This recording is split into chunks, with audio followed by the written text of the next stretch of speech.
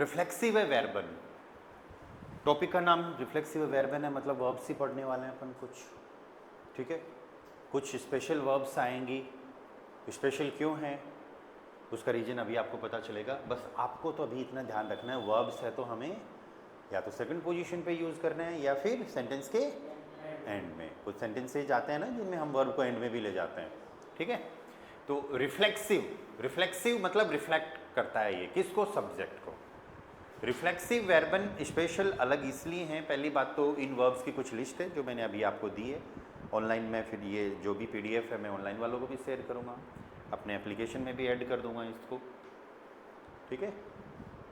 तो रिफ्लेक्सिव वर्बन अलग क्यों है, रिफ्लेक्सिव किस पार्ट को शो करता है। आपने इंग्लिश में कभी ऐसे सुना, माई सेल्फ, योर सेल्फ, या himself, herself, our self, their self, सुना है, क्यों होता है। सेल्फ, सेल्फ का मतलब क्या है, खुद, या तो रिफ्लेक्सिव वर्ब अपन को अलग से लर्न करनी है सारी।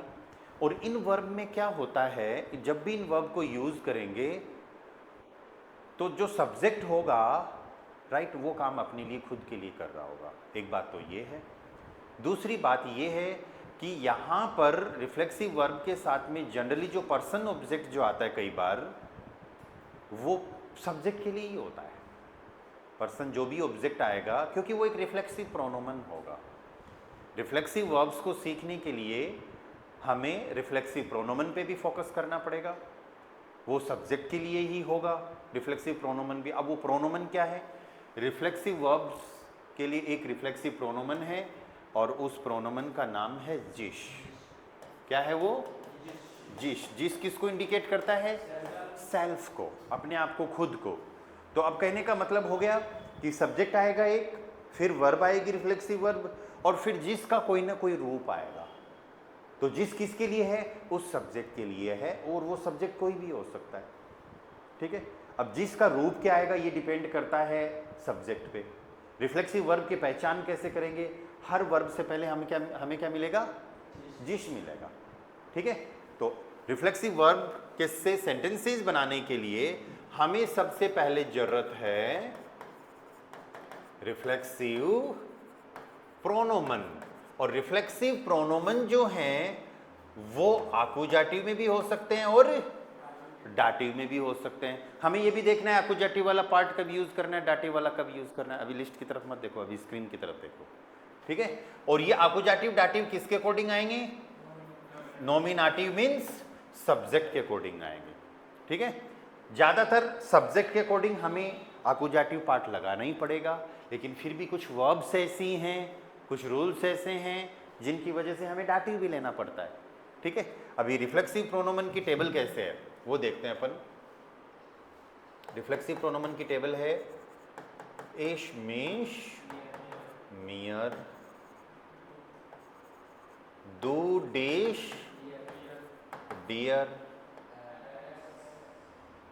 रुको रुको रुको, दू, डिश, डियर, एर, नो, एर, जिश, जिश, एस, जिश, जिश, जी, जिश, जिश, वियर, uns, uns, ईयर, euch, euch, sie, sich, sich, and sie, जी। बातें नहीं करनी है, टॉपिक को समझना है ना, ठीक है। जी, जी, जिश। तो आप जो बोल रहे थे एर, इन, इम, वो यहाँ इधर नहीं है, वो तो पर्सनल प्रोनोमन की टेबल है। ये टेबल अब आपको अलग से लर्न करनी है, रिफ्लेक्सिव प्रोनोमन। अब इस टेबल का यूज तब होगा जब आपके पास सेंटेंस में कोई रिफ्लेक्सिव वर्ब आ रही है। या रिफ्लेक्सिव वर्ब की पहचान कैसे होगी, रिफ्लेक्सिव वर्ब से पहले क्या मिलेगा, जिश। जैसे फॉर एग्जाम्पल जिश वाशन, जिश वाशन, जिश वाशन बाडन का ही अल्टरनेटिव देता है, लेकिन जिश बाडन भी होता है खुद नहाना। तो इसका मतलब ये नहीं है अगर कोई वर्ब पुत्सन, सिंपल वर्ब है पुत्सन, पुत्सन मीन्स टू क्लीन, साफ करना, राइट, और इससे पहले मैंने लगा दिया जिश, तो अब ये रिफ्लेक्सिव वर्ब हो गई, ये रिफ्लेक्सिव वर्ब की लिस्ट में है। पर इसका मतलब ये नहीं है कि आप जितनी भी नॉर्मल वर्ब है सब में पहले जिश लगा दो, अपनी तरफ से कुछ नहीं लगाना। कुछ वर्ब्स ऐसी हैं जैसे बार्डन, पुत्सन, सिंपल भी यूज होता है, लेकिन ये रिफ्लेक्सिव वर्ब अलग से भी होती है। इसमें डिफरेंस क्या हुआ? डिफरेंस यही हुआ कि अब कोई पर्सन कोई काम कर रहा है, खुद नहाने का काम कर रहा है, खुद साफ करने का काम कर रहा है, माई सेल्फ। आप बोलते हो ना ये काम तो मैं खुद करता हूँ, ठीक है, तो उसके अंदर फिर आपको दो चीज़ें ध्यान रखनी पड़ेगी कि जो भी वर्ब आप यूज़ कर रहे हो वो रिफ्लेक्सिव की लिस्ट में से है कि नहीं है, रिफ्लेक्सिव वर्ब की नहीं है। अदरवाइज तो आप ये बोल सकते हो मैं तो खुद ही शॉपिंग करता हूँ, तो काउफन तो रिफ्लेक्सिव नहीं है। उस केस में फिर हमको एक अलग से वर्ड यूज़ करना है और वो वर्ड होता है ज़ेल्फ्स्ट। ज़ेल्फ्स्ट का मतलब क्या होता है? सेल्फ, खुद। अगर वर्ब रिफ्लेक्सिव नहीं है और सेल्फ, खुद का मीनिंग देना है तो क्या यूज करोगे? ज़ेल्फ्स्ट। और अगर वर्ब रिफ्लेक्सिव है, सेल्फ का मीनिंग देना है तो फिर क्या आएगा? रिफ्लेक्सिव प्रोनोमन, ठीक है। अब आप ये काम अगर खुद कर रहे हो, इधर एक वर्ब और होती है, बहुत सारी वर्ब होती है, जिश क्यूमन। जिश क्यूमन मीन्स टू टेक केयर। जिश क्यूमन का मीनिंग क्या है? To take care, WMERN। जिश इंटरेसियरन,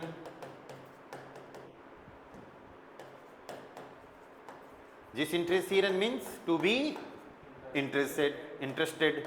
जिश इन्फॉर्मियरन, जिश इन्फॉर्मियरन या जिश केमन।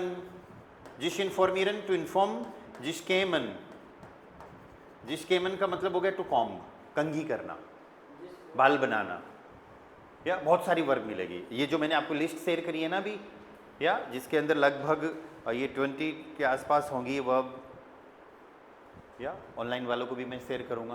पर आपको ये पता चल गया कि वर्ब से जस्ट पहले जिश लग गए तो इसका मतलब वो क्या है? और ये जिश अपन अपनी तरफ से नहीं लगा रहे, इन वर्ब्स की लिस्ट अपनी फिक्स है जो अपन को लर्न करनी है। इसका मतलब हमारी जो नॉर्मल वर्ब्स हैं उनमें हमको जबरदस्ती जिश नहीं लगाना है। ओके, अब इनसे सेंटेंसेज कैसे बनाएंगे? ज़्यादातर अकुजाटिव पार्ट यूज होगा, लेकिन डाटिव पार्ट भी यूज कर सकते हैं। कब? जब कुछ डाटिव रिफ्लेक्सिव वर्ब्स आए, कुछ पर्टिकुलर वर्ब्स की इनके बाद तो डाटिव ही आना है, राइट। वो पार्ट B1 में थोड़ा ज़्यादा है, A1 में अभी इस टॉपिक को अपन एज ए इंट्रोडक्शन लाइट ही लेंगे इसको, है ना, ठीक है। और डाटिव A2 के अंदर एक रूल के अकॉर्डिंग भी आता है। देखो कैसे, सेंटेंसेज के साथ में देखते हैं। पहले बेसिक सेंटेंसेज बनाते हैं कि आकुजाटिव कब होगा। ओके, अब कोई सेंटेंस आता है, dish washing means to wash, या अपने आप खुद अपने आप को साफ करना, अपने आप को नहलाना, ठीक है। तो आपका सेंटेंस क्या बनेगा? इश वाश है, और इश के हिसाब से आकुजाटिव क्या रहे? मिश। अब वो मिश लगाना जरूरी है, क्योंकि वो मिश किसको इंडिकेट कर रहा है? अब माई सेल्फ को, या मैं अपने आप खुद ही नहाता हूं, ठीक है। इस पुट से मिश, या फिर तुम दो पुट्स डिश, दो पुट्स डिश, ओके। तुम खुद साफ करते हो, क्या साफ करते हो? टेबल साफ कर रहे हो, टेबल और आ गई बीच में, ठीक है। जनरली अगर कोई ऑब्जेक्ट नहीं आए अलग से, इधर जो है आप ये मत समझना कि ये अलग से कोई ऑब्जेक्ट आया है। ये मिश डिश है तो आकुजाटिव ऑब्जेक्ट, लेकिन ये है कौन? वो सब्जेक्ट ही है, उस सब्जेक्ट को ही। ये जितने भी आकुजाटिव और डाटिव रिफ्लेक्सिव प्रोनोमन आ रहे हैं, ये किसको इंडिकेट कर रहे हैं? अपना सब्जेक्ट को इंडिकेट कर रहे हैं, ठीक है यहाँ पर। लेकिन अभी चलो इस वर्ब के साथ ये तो आ गया कि दो पुट्स डिश, इसका मतलब तुम खुद सफाई करते हो, तुम खुद पोछा लगाते हो, किसी चीज को साफ करते हो, लेकिन किस चीज को? टेबल को, कंप्यूटर को, या टेबल को मान लो तुम साफ कर रहे हो, तो टेबल वर्ड आ गया ना, राइट। पुत्सन तो आकुजाटिव वर्ब है, ठीक है, तो टिश का आर्टिकल आकुजाटिव आएगा कि नहीं आएगा? ऐसे केस में आपको एक छोटी सी बात याद रखनी पड़ेगी, वो ये है, if there is an accusative object in the sentence, अगर किसी सेंटेंस में आकुजाटिव ऑब्जेक्ट अलग से आ जाता है तो हमें रिफ्लेक्सिव प्रोनोमन डाटिव यूज करना पड़ेगा। क्या करना पड़ेगा? दाटिव लेना पड़ेगा। कैसे? ए डू पुट्स डिश, इसमें तो ये हो गया कि तुम सफाई करते हो, तुम पोछा लगाते हो, लेकिन किसको? अगर तुम टेबल को साफ कर रहे हो तो फिर अपना सेंटेंस बिना रिफ्लेक्सिव के तो ये बन जाएगा डू पुट्स डेंटिश। ये तो रिफ्लेक्सिव नहीं है, ये तो सिंपल पुट्सन वर्ब थी, लेकिन रिफ्लेक्सिव अगर लेके आओगे तो डू पुट्स डियर डेंटिश। तो अब रिफ्लेक्सिव प्रोनोमन किस में आएगा?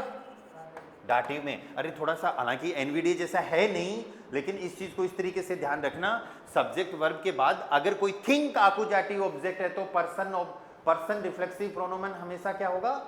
दाटिव। पर्सन को इंडिकेट करने वाला रिफ्लेक्सिव प्रोनोमन हमेशा क्या होगा?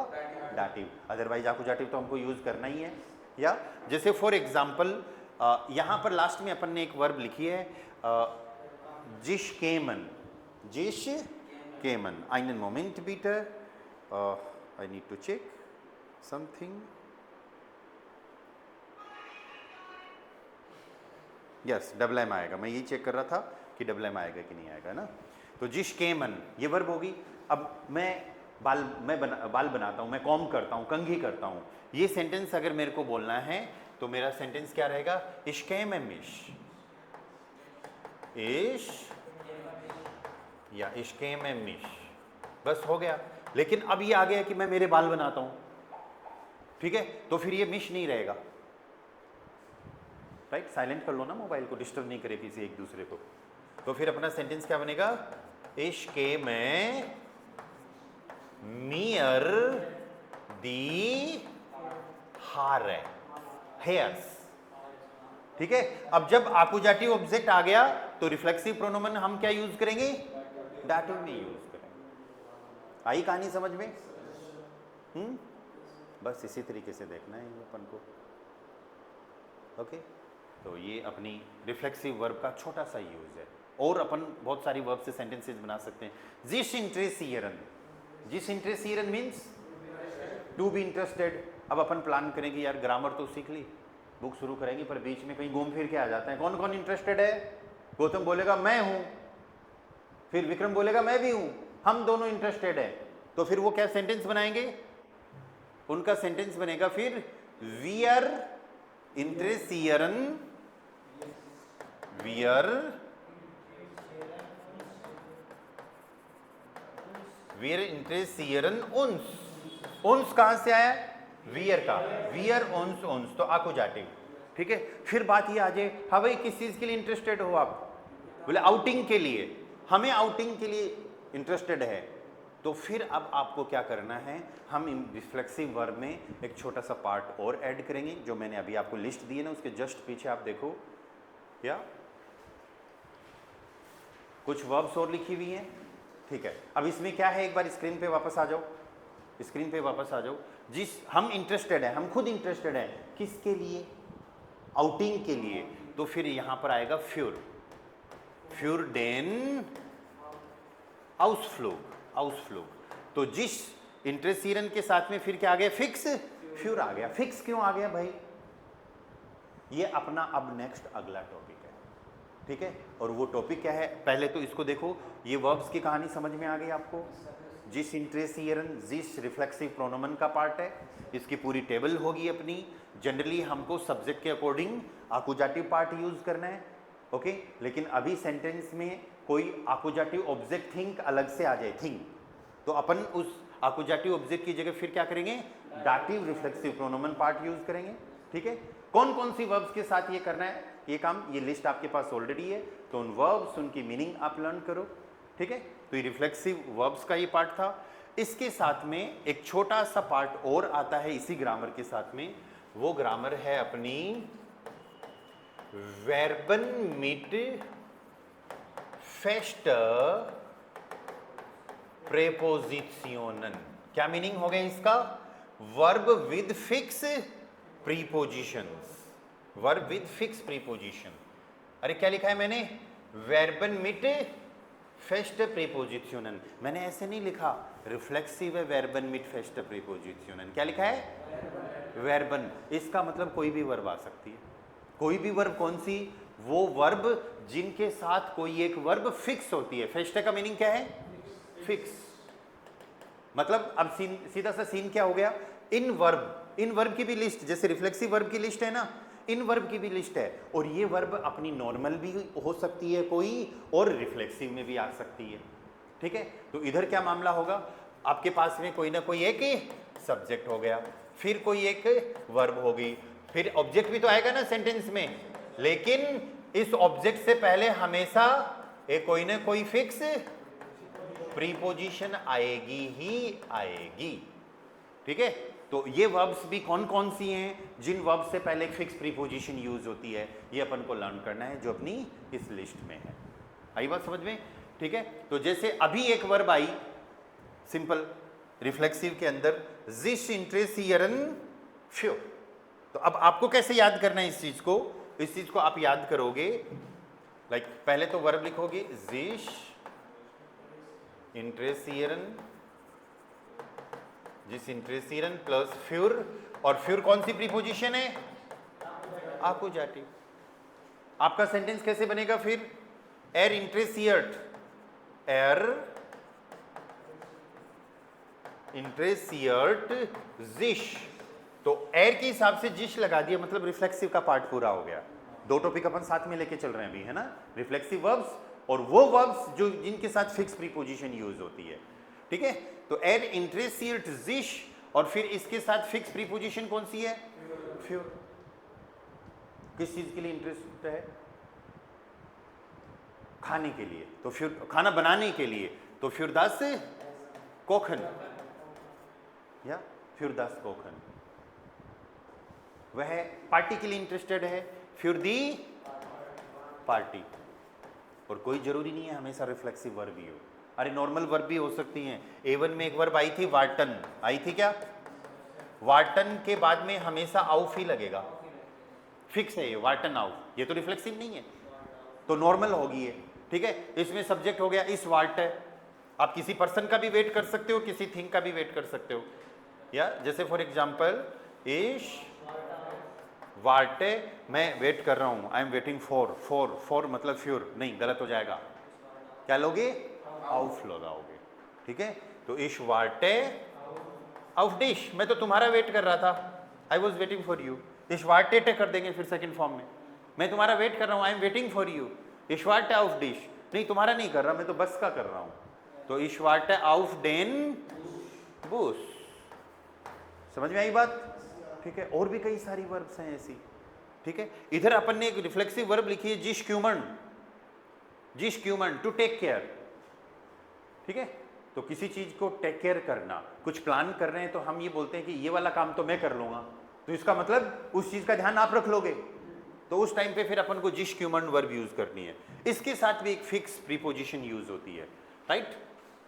वर्ब है अपनी जिश क्यूमर्न, ओके, और फिक्स प्रीपोजिशन इसके साथ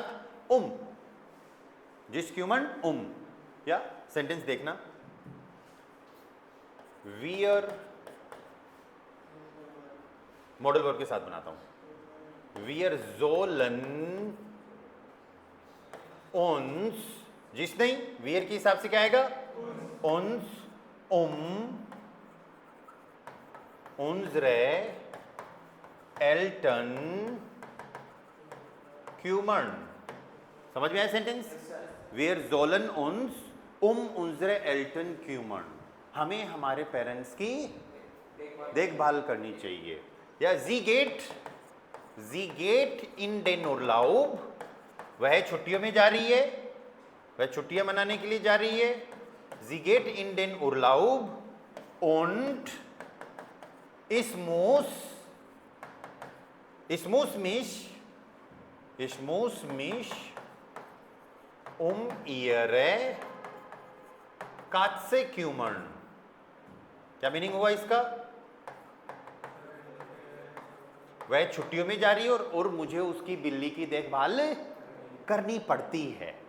आई बात समझ में? ओके, अभी थोड़ी देर पहले मैंने रिफ्लेक्सिव के पार्ट में ये बताया आपको कि अगर सब्जेक्ट के बाद में वर्ब के बाद में कोई आकुजाटिव ऑब्जेक्ट आ जाता है तो हमको रिफ्लेक्सिव पार्ट दाटिव यूज करना है ना, पर ये चीज आप ना प्रीपोजिशनल ऑब्जेक्ट के साथ मत करना, क्योंकि प्रीपोजिशनल ऑब्जेक्ट की तो कहानी अलग है।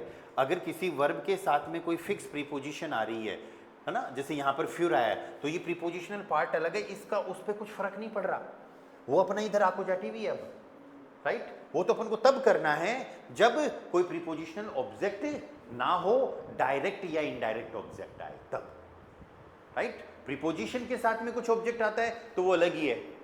आई बात समझ में? तो ये दो टॉपिक थे अपने यहाँ पर आज के लिए। पहला टॉपिक रिफ्लेक्सिव वर्ब, एक बार वापस से सुनना सब लोग। रिफ्लेक्सिव वर्ब में क्या होता है, हमें सिंपल सा ये ध्यान रखना होता है कि किसी न किसी वर्ब से अगर पहले जिश आ रहा है तो वो रिफ्लेक्सिव वर्ब है, ठीक है। हमें उस जिश को भी सेंटेंस में यूज करना ही करना है, अदरवाइज सेंटेंस गलत माना जाएगा। आई बात समझ में? कुछ वर्ब्स ऐसी होती हैं जो नॉर्मल भी हैं और उनको अगर रिफ्लेक्सिव में काउंट करेंगे तो जिश लगाएंगे, लेकिन सबसे पहले नहीं लगाएंगे, ओके।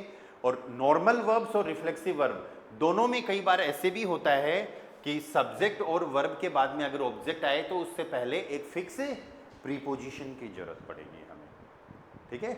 फिक्स प्रीपोजिशन की जरूरत पड़ेगी। अब हमको वो देखना है वो प्रीपोजिशन क्या है। आकोजाटिव प्रीपोजिशन है तो आकोजाटिव ऑब्जेक्ट लगाओ, दाटिव प्रीपोजिशन है तो दाटिव ऑब्जेक्ट लगाओ। समझ में आई कहानी कुछ? चलो, डाउट किसी को कुछ? पंकज ऑनलाइन से? सर लास्ट सेकंड एग्जांपल समझ में आया। This one, wir sollen uns unsere Eltern kümmern। ये एग्जाम्पल इसकी बात कर रहे हो क्या आप? यस। वर्ब क्या थी? जिश क्यूमन। हमने मॉडल वर्ब के साथ सेंटेंस बनाया, तो मॉडल वर्ब के साथ सेंटेंस बनाएंगे तो मॉडल वर्ब सेकंड पोजीशन पे रहेगी, मेन वर्ब सेंटेंस के एंड में आ जाएगी। मॉडल वर्ब का काम हो गया, ठीक है। अब वो रिफ्लेक्सिव वर्ब यूज करिए तो उसको देखते हैं। वियर के हिसाब से जो क्यूमन एंड विच जोलन आ गया, मेन वर्ब एंड विच लेगी। जिश हमको लगाना पड़ेगा, तो ये उन्स जो है वो किससे निकला है? जिससे निकला है। कैसे निकला है? इधर देखो, वियर उन्स उन्स, ठीक है। तो आकोजाटिव वाला है, तो वियर जोलन उन्स। अब किसकी टेक केयर करनी चाहिए, राइट। कुछ ये वर्ब है ना, रिफ्लेक्सिव वर्ब या नॉर्मल वर्ब जिनके बाद में ऑब्जेक्ट आए तो फिक्स प्रीपोजिशन आएगी। तो यहाँ पर क्या है, जिस क्यूमन के साथ आएगा। जब अपन ने पढ़ा था तो ऐसे आया था, फिक्स टाइम से पहले यूज करते हैं, फिक्स का मतलब 8 होता है। लेकिन रिफ्लेक्सिव वर्ब में वो मीनिंग नहीं चलेगा।